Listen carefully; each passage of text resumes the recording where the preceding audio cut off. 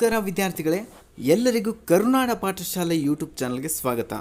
ನೀವೇನಾದರೂ first time ನಮ್ಮ ಚಾನಲ್ನ ನೋಡ್ತಾ ಇದ್ದರೆ ಸಬ್ಸ್ಕ್ರೈಬ್ ಮಾಡಿ, ಹಾಗೆ ಪಕ್ಕದಲ್ಲಿರುವ ಬೆಲ್ ಐಕನ್ ಕೂಡ ಪ್ರೆಸ್ ಮಾಡಿ.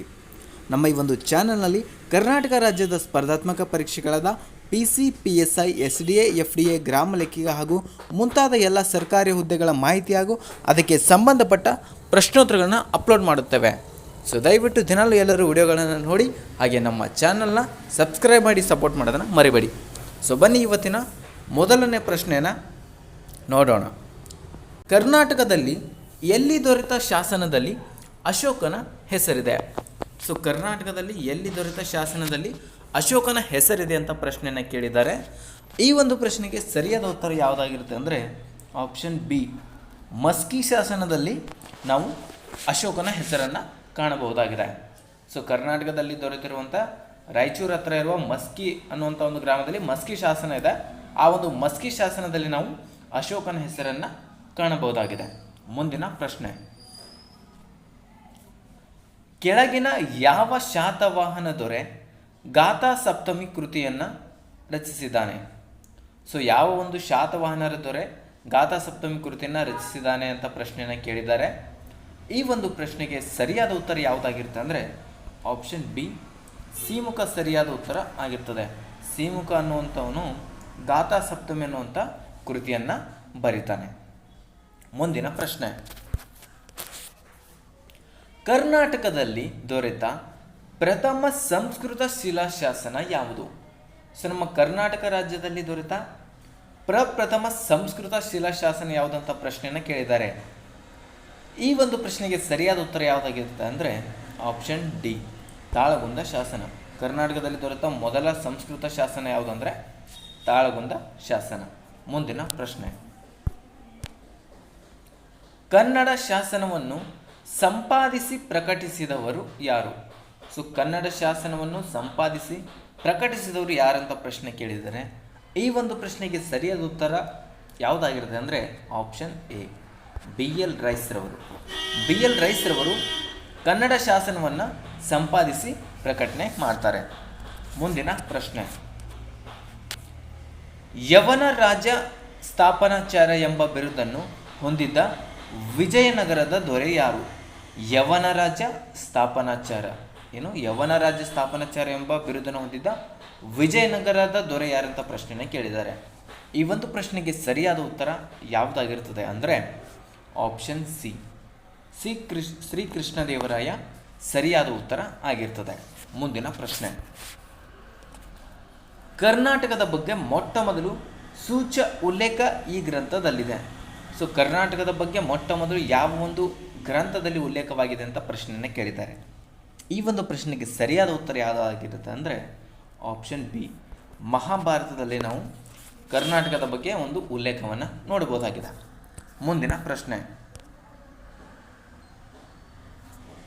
ಬಸವೇಶ್ವರರು ಪ್ರತಿಪಾದಿಸಿದ ಸಿದ್ಧಾಂತ. ಸೊ ಬಸವೇಶ್ವರರು ಅಥವಾ ಬಸವಣ್ಣನವರು ಪ್ರತಿಪಾದಿಸಿದ ಸಿದ್ಧಾಂತ ಯಾವುದಂದರೆ ಈ ಒಂದು ಪ್ರಶ್ನೆಗೆ ಸರಿಯಾದ ಉತ್ತರ ಆಪ್ಷನ್ ಡಿ, ಶಕ್ತಿ ವಿಶಿಷ್ಟಾದ್ವೈತ.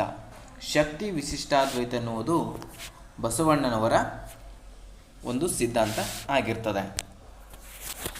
ಮುಂದಿನ ಪ್ರಶ್ನೆ, ಬಿಜಾಪುರದ ಗೋಳಗುಮ್ಮಟದ ನಿರ್ಮಾಪಕರು ಯಾರು? ಸೊ ಬಿಜಾಪುರದಲ್ಲಿರುವಂಥ ಒಂದು ಗೋಳಗುಮ್ಮಟವನ್ನು ಯಾರು ಕಟ್ಟಿಸಿದ್ದಾರೆ ಅಥವಾ ಅದನ್ನು ನಿರ್ಮಿಸಿದವರು ಯಾರಂತ ಪ್ರಶ್ನೆಯನ್ನು ಕೇಳಿರ್ತಾರೆ. ಈ ಒಂದು ಪ್ರಶ್ನೆಗೆ ಸರಿಯಾದ ಉತ್ತರ ಯಾವುದಾಗಿರುತ್ತೆ ಅಂದರೆ ಆಪ್ಷನ್ ಬಿ, ಮೊಹಮ್ಮದ್ ಆದಿಲ್ ಶಾಹಿ. ಬಿಜಾಪುರದಲ್ಲಿರುವ ಗೋಳಗುಮ್ಮಟವನ್ನು ಕಟ್ಟಿಸಿದವರು ಯಾರಂದರೆ ಮೊಹಮ್ಮದ್ ಆದಿಲ್ ಶಾಹಿ. ಮುಂದಿನ ಪ್ರಶ್ನೆ, ಕರ್ನಾಟಕದ ಪ್ರಸಿದ್ಧ ದೋವಾ ಪ್ರದೇಶ ಯಾವ ನದಿಗಳ ನಡುವೆ ಇದೆ? ಸೊ ಕರ್ನಾಟಕದ ಪ್ರಸಿದ್ಧ ದೋವಾ ಪ್ರದೇಶ ಯಾವ ಒಂದು ನದಿಗಳ ನಡುವಿದೆ ಅಂತ ಪ್ರಶ್ನೆಯನ್ನು ಕೇಳಿದ್ದಾರೆ. ಈ ಒಂದು ಪ್ರಶ್ನೆಗೆ ಸರಿಯಾದ ಉತ್ತರ ಯಾವುದಾಗಿರುತ್ತೆ ಅಂದರೆ ಆಪ್ಷನ್ ಬಿ, ತುಂಗಭದ್ರಾ ಮತ್ತು ಕೃಷ್ಣಾ ನದಿ. ತುಂಗಭದ್ರಾ ಮತ್ತು ಕೃಷ್ಣಾ ನದಿಯ ನಡುವೆ ನಾವು ಒಂದು ಕರ್ನಾಟಕದ ಪ್ರಸಿದ್ಧ ದೋವಾ ಪ್ರದೇಶವನ್ನು ಕಾಣುತ್ತೇವೆ. ಮುಂದಿನ ಪ್ರಶ್ನೆ, ಕರ್ನಾಟಕದಲ್ಲಿ ಎಷ್ಟು ಸಂಖ್ಯೆಯ ಅಶೋಕನ ಶಿಲಾಶಾಸನಗಳು ದೊರೆತಿವೆ? ಸೊ ಕರ್ನಾಟಕದಲ್ಲಿ ಒಟ್ಟು ಎಷ್ಟು ಅಶೋಕನ ಶಿಲಾಶಾಸನಗಳು ದೊರೆತಿವೆ ಅಂತ ಪ್ರಶ್ನೆಯನ್ನು ಕೇಳಿದ್ದಾರೆ. ಈ ಒಂದು ಪ್ರಶ್ನೆಗೆ ಸರಿಯಾದ ಉತ್ತರ ಯಾವುದಾಗಿರುತ್ತೆ ಅಂದರೆ 11ನೇ ಪ್ರಶ್ನೆಗೆ ಸರಿಯಾದ ಉತ್ತರ ಆಪ್ಷನ್ ಬಿ, 14 ಅಶೋಕನ ಶಿಲಾಶಾಸನಗಳನ್ನು ನಾವು ಕರ್ನಾಟಕದಲ್ಲಿ ನೋಡ್ತೇವೆ. ಮುಂದಿನ ಪ್ರಶ್ನೆ, ಕೆಳಗಿನವರಲ್ಲಿ ವಿಜಯನಗರ ಸಾಮ್ರಾಜ್ಯ ಅವಧಿಯಲ್ಲಿ ಇದ್ದವರನ್ನು ಗುರುತಿಸಿ. ಸೊ ಈ ಕೆಳಗೆ ಕೊಟ್ಟಿರುವಂಥ 4 ಆಪ್ಷನ್ಗಳಲ್ಲಿ ವಿಜಯನಗರ ಸಾಮ್ರಾಜ್ಯದ ಒಂದು ಅವಧಿಯಲ್ಲಿ ಯಾರಿದ್ದರು ಅಂತ ಪ್ರಶ್ನೆಯನ್ನು ಕೇಳಿದ್ದಾರೆ.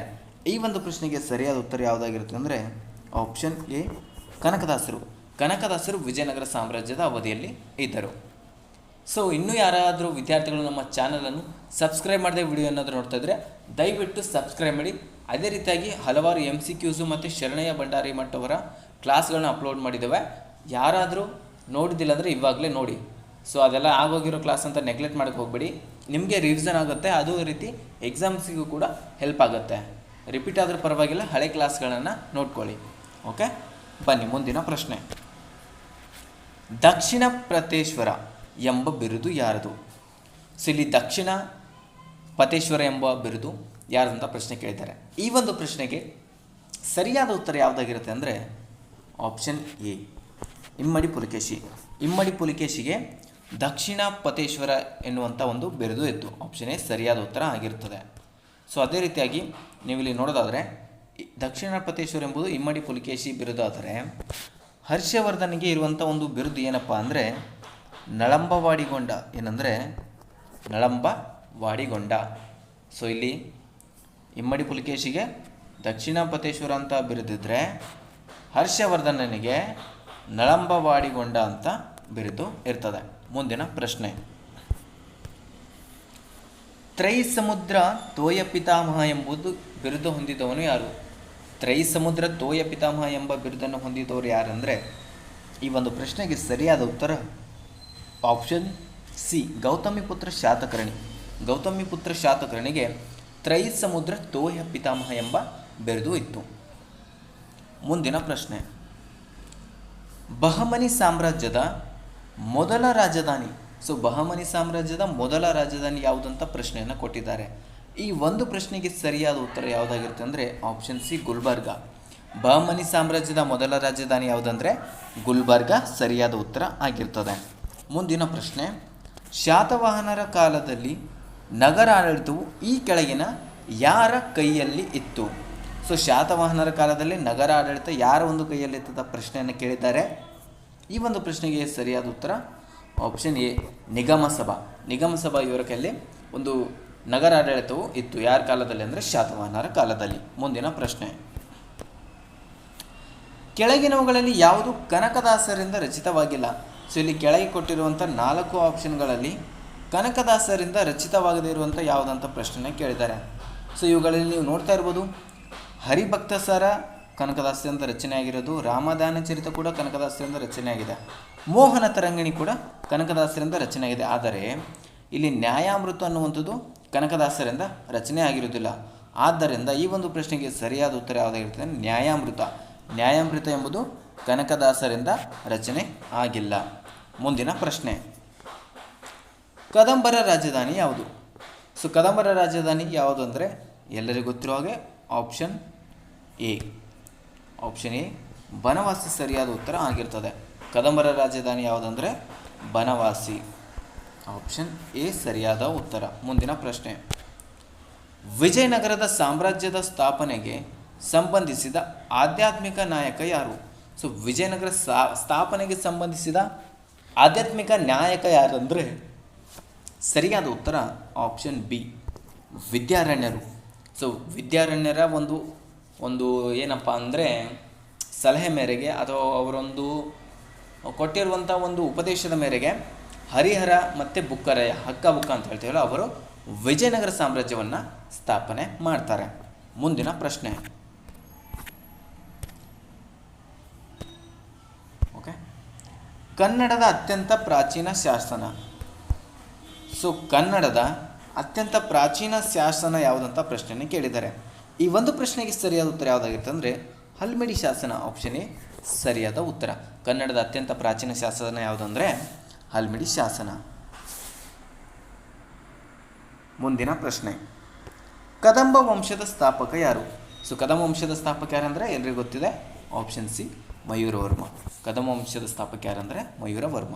ಮುಂದಿನ ಪ್ರಶ್ನೆ, ಸರ್ ಎಂ ವಿಶ್ವೇಶ್ವರಯ್ಯನವರು ಮೈಸೂರಿನ ದಿವಾನರಾಗಿ ಯಾರ ಕಾಲದಲ್ಲಿ ಸೇವೆಯನ್ನು ಸಲ್ಲಿಸ್ತಾರೆ? ಸರ್ ಎಂ ವಿಶ್ವೇಶ್ವರಯ್ಯವರು ಮೈಸೂರಿನ ದಿವಾನರಾಗಿ ಯಾರ ಒಂದು ಕಾಲದಲ್ಲಿ ಸೇವೆಯನ್ನು ಸಲ್ಲಿಸ್ತಾರೆ ಅಂತ ಪ್ರಶ್ನೆಯನ್ನು ಕೊಟ್ಟಿದ್ದಾರೆ. ಈ ಒಂದು ಪ್ರಶ್ನೆಗೆ ಸರಿಯಾದ ಉತ್ತರ ಆಪ್ಷನ್ ಬಿ, ಕಾಂತರಾಜು ಒಡೆಯರ್ ಅವರ ಕಾಲದಲ್ಲಿ ಸರ್ ಎಂ ವಿಶ್ವೇಶ್ವರಯ್ಯನವರು ಮೈಸೂರಿನ ದಿವಾನರಾಗಿ ಸೇವೆಯನ್ನು ಸಲ್ಲಿಸ್ತಾರೆ. ಮುಂದಿನ ಪ್ರಶ್ನೆ, ಕೃಷ್ಣರಾಜ ಸಾಗರದಲ್ಲಿ ಬೃಂದಾವನ ಉದ್ಯಾನವನ ನಿರ್ಮಾಣಕ್ಕೆ ಕಾರಣವಾದ ಮೈಸೂರಿನ ದಿವಾನರು ಯಾರು? ಸೊ ಕೃಷ್ಣರಾಜ ಸಾಗರ ನಾವೇನು KRS ಅಂತ ಕರಿತೀವಲ್ಲ, ಅದರಲ್ಲಿ ಒಂದು ಬೃಂದಾವನ ಉದ್ಯಾನವನ ನಿರ್ಮಾಣಕ್ಕೆ ಕಾರಣವಾದ ಮೈಸೂರಿನ ದಿವಾನ ಯಾರಂತ ಪ್ರಶ್ನೆ ಕೇಳಿದ್ದಾರೆ. ಈ ಒಂದು ಪ್ರಶ್ನೆಗೆ ಸರಿಯಾದ ಉತ್ತರ ಆಪ್ಷನ್ ಡಿ, ಮಿರ್ಜಾ ಇಸ್ಮಾಯಿಲ್ ಅವರು ದಿವಾನರಾಗಿದ್ದಾಗ KRSನಲ್ಲಿ ಬೃಂದಾವನ ಉದ್ಯಾನವನಗಳ ನಿರ್ಮಾಣವನ್ನು ಮಾಡ್ತಾರೆ. ಮುಂದಿನ ಪ್ರಶ್ನೆ, ನವ ಮೈಸೂರು ರಾಜ್ಯದ ಮೊದಲ ಮುಖ್ಯಮಂತ್ರಿ ಯಾರು? ನವ ಅಂದರೆ ಹೊಸ ಮೈಸೂರು ರಾಜ್ಯದ ಮೊದಲ ಮುಖ್ಯಮಂತ್ರಿ ಯಾರಂತ ಪ್ರಶ್ನೆಯನ್ನು ಕೇಳಿದ್ದಾರೆ. ಈ ಒಂದು ಪ್ರಶ್ನೆಗೆ ವಿದ್ಯಾರ್ಥಿಗಳು ಸರಿಯಾದ ಉತ್ತರವನ್ನು ಕಮೆಂಟ್ ಮಾಡ್ತಾರೆ ಅಂತ ಅಂದ್ಕೊಂಡಿದ್ದೀನಿ. ಎಲ್ಲರೂ ಕೂಡ ಸರಿಯಾದ ಉತ್ತರ ಹಾಕ್ತೀರಂತ ನಮಗೆ 100% ಭರವಸೆ ಇದೆ. ಸೊ ಯಾರೆಲ್ಲ ನಮ್ಮ ಚಾನಲ್ನ ಫಸ್ಟ್ ಟೈಮ್ ನೋಡ್ತಿದ್ದಾರೆ, ಈ ಕೂಡಲೇ ಸಬ್ಸ್ಕ್ರೈಬ್ ಮಾಡಿ, ಹಾಗೆ ಪಕ್ಕದಲ್ಲಿರೋ ಬೆಲ್ ಐಕನ್ ಕೂಡ ಪ್ರೆಸ್ ಮಾಡಿ. ನಮ್ಮ ಚಾನಲ್ನಲ್ಲಿ ಕರ್ನಾಟಕ ರಾಜ್ಯದ ಸ್ಪರ್ಧಾತ್ಮಕ ಪರೀಕ್ಷೆಗಳಾದ PC, PSI, SDA, FDA, ಗ್ರಾಮ ಲೆಕ್ಕಿಗ, PDO ಮುಂತಾದ ಎಲ್ಲ ಹುದ್ದೆಗಳ ಮಾಹಿತಿ ಹಾಗೂ ಅದಕ್ಕೆ ಸಂಬಂಧಪಟ್ಟ ಪ್ರಶ್ನೋತ್ತರಗಳ ತರಗತಿಗಳನ್ನು ಅಪ್ಲೋಡ್ ಮಾಡುತ್ತಿರುತ್ತವೆ. ಸೊ ದಯವಿಟ್ಟು ದಿನಾಲೂ ನಮ್ಮ ಕ್ಲಾಸನ್ನು ಕೇಳ್ತಾ ಇರಿ. ಸೊ ವಿಡಿಯೋ ಇಷ್ಟ ಆಗಿದ್ರೆ ಲೈಕ್ ಮಾಡಿ, ಶೇರ್ ಮಾಡಿ, ಹಾಗೆ ಸಬ್ಸ್ಕ್ರೈಬ್ ಮಾಡೋದನ್ನ ಮರಿಬೇಡಿ. Thank you.